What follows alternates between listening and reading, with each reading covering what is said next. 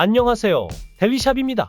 오늘은 여드름 치료제의 새로운 성분으로 주목받고 있는 아크리프 크림의 주성분인 트리파로텐에 대해 알아보겠습니다. 이 성분은 얼굴뿐 아니라 가슴과 등과 같은 신체 부위에서도 탁월한 효과를 발휘합니다. 여드름 치료에 어떻게 작용하는지, 그리고 사용 방법과 주의사항까지 자세히 알려드릴게요. 본 영상은 학술 논문과 의료 가이드라인 등 공개된 자료를 바탕으로 제작된 교육 목적의 정보 콘텐츠입니다. 이는 전문적인 진단이나 처방을 대체할 수 없으며 특정 제품의 판매 유도나 복용 권고를 목적으로 하지 않습니다. 트리파로텐은 강력한 4세대 레티노이드 계열 성분으로 기존 레티노이드와는 차별화된 작용 기전을 통해 피부 세포의 재생을 도와 여드름을 효과적으로 치료하는 성분입니다. 피부 속에서 각질 제거를 촉진하고 피지 분비를 조절하여 여드름의 원인이 되는 모공 막힘을 예방하고 치료합니다. 특히 얼굴뿐만 아니라 가슴과 등 같은 넓은 부위에서도 효과를 발휘하는 점이 특징입니다. 이 성분은 피부 세포의 턴오버를 촉진하여 각질이 과도하게 쌓이는 것을 막아줍니다. 모공이 막히지 않게 되고 피지 분비가 균형을 이루게 되죠.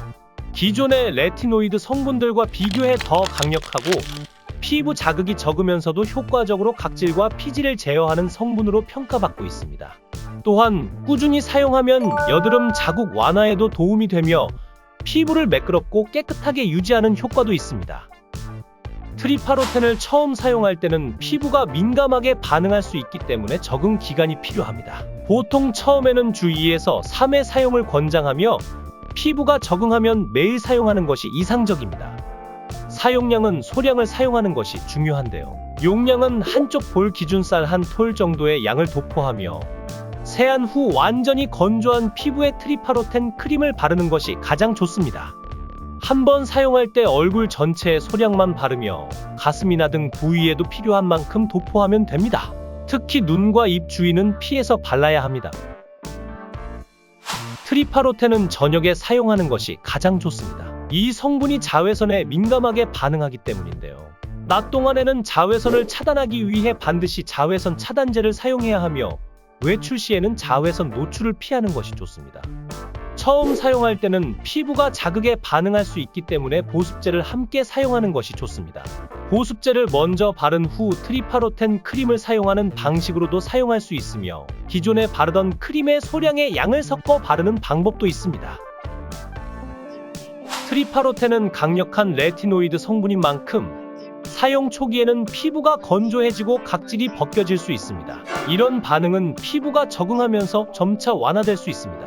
그러나 만약 피부가 지나치게 건조하거나 붉어지는 등 심한 자극이 발생한다면 사용 빈도를 줄이거나 일시적으로 중단하고 전문의와 상담하는 것이 좋습니다. 가장 흔한 부작용으로는 피부 건조 및 각질, 발적, 가려움증, 피부 민감도 증가 등이 있습니다. 이 외에도 강력한 각질 제거 성분이나 알코올이 포함된 제품과 병용할 경우 피부 자극이 증가할 수 있으므로 병용을 피하는 것이 좋습니다. 또한 임신 중이거나 수유 중인 여성은 트리파로텐을 사용하기 전 반드시 의사와 상담해야 합니다. 트리파로텐은 기존 여드름 치료제에 비해 뛰어난 효과를 자랑하며 특히 얼굴뿐만 아니라 가슴과 등 같은 신체 부위의 여드름에도 효과적입니다. 하지만 강력한 성분인 만큼 사용 초기에는 피부의 적응 기간을 지키며 서서히 사용량을 늘려가는 것이 중요합니다. 트리파로텐은 현대 여드름 치료에 매우 효과적인 신세대 성분입니다. 올바른 사용법을 지키고 부작용에 주의한다면 깨끗한 피부를 유지하는 데 큰 도움이 될 것입니다.